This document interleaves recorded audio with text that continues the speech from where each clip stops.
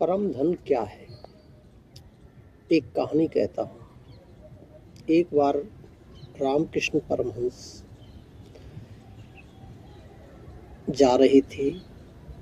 उनसे किसी ने कहा कि संत जी, आप बताइए कि परम धन क्या होता है। उन्होंने कहा कि एक बार एक सेठ था, बहुत धनवान और बहुत ही चतुर था, प्रखर बुद्धिमान था। उसके एक पुत्र था। एक दिन सेठ अपने घर में था और अचानक देखता है कि घर में आग लग जाती है।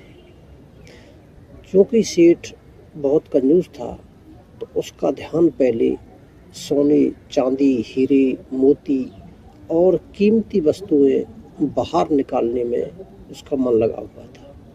वह दौड़ा भागा, भाग भाग कर सभी उपयोगी वस्तुओं को वह घर से बाहर निकालने लगा।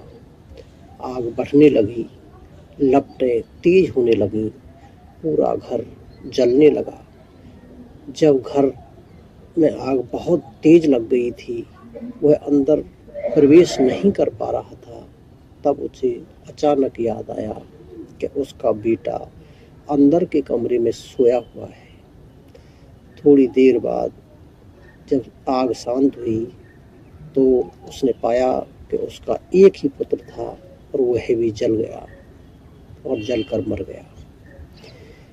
यह कहानी यह बताती है कि जिस पुत्र के लिए वह धन था, वह पुत्र ना रहा, धन बचा रहा।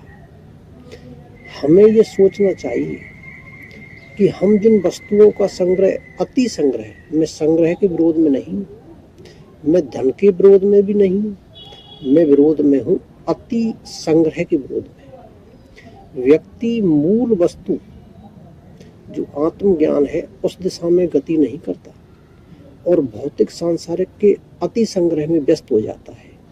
जिस प्रकार वह सेठ अपने पुत्र माने आत्मा रूपी पुत्र, उसको नहीं बचा सका।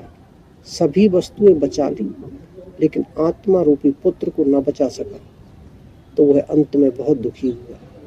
इसी प्रकार आपका जीवन बीत रहा है।